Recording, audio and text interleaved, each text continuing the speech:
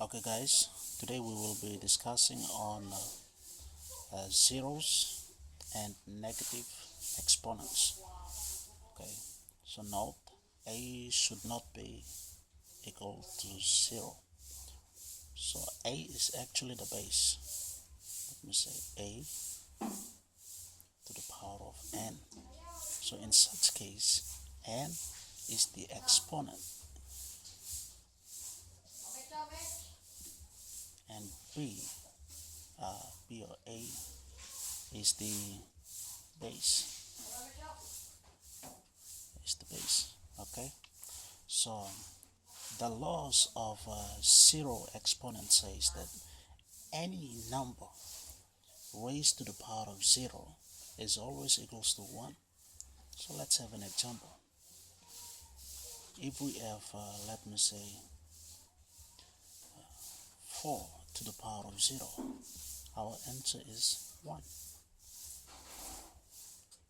Okay, next example.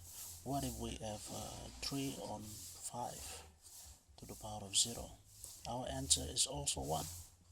So anything raised to the power of 0, it's always 1. Okay. Our next law is the negative exponent law.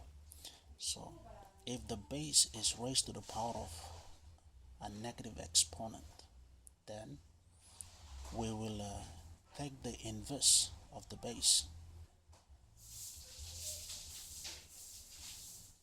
and the exponent will be positive.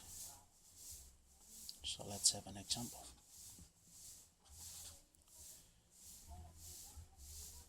So if we have, let me say, x to the power of negative 1. So in such case, our base is x and our exponent is negative 1. So the law says that we have to take the inverse of the base.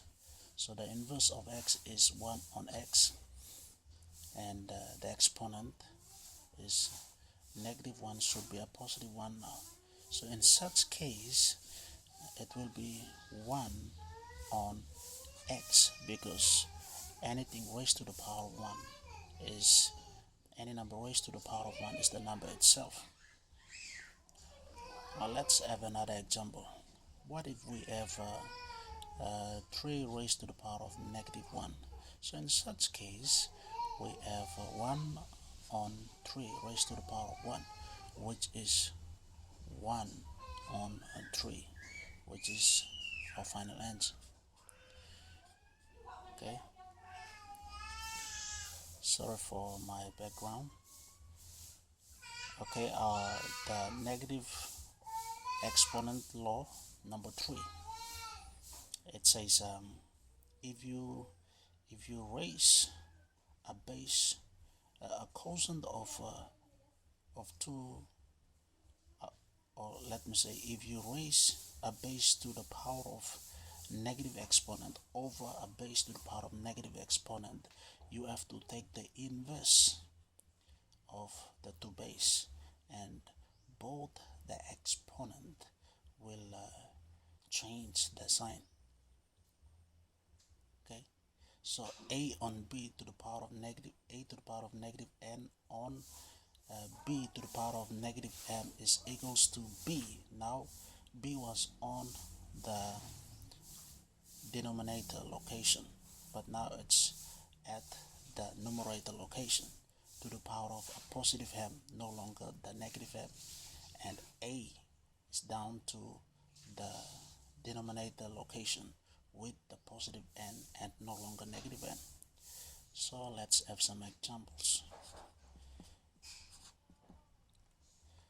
So let me say, if we have 3 to the power of negative 2 all on 4 to the power of negative 5, then we will inverse this quotient. So it will, instead of 3 on 4, it will be 4 on 3. So the exponent of 3 is negative 2, now will be positive 2. The exponent of 4 is negative 5, will be positive 5. And then from there you will further solve it. So I think that's all. for the zeros and negative exponent. If you find the video helpful, please like and subscribe. Thank you.